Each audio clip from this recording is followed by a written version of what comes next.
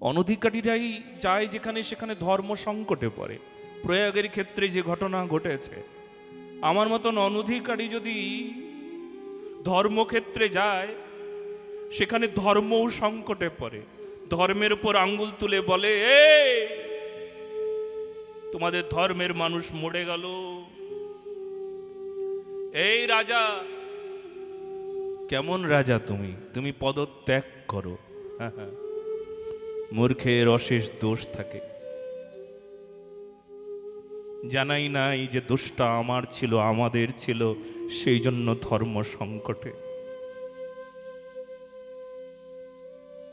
আমাদের দোষে মরেছে অতগুলো মানুষ, আমাদের পাপে মরেছে তারা। দেখা গেল কেউ মরেছে চাপা পড়ে মরেছে, আসলে আমাদের পাপে মরেছে। অনধিকারীরা প্রবেশ করেছে, অধিকার নাই, যোগ্যতা নাই।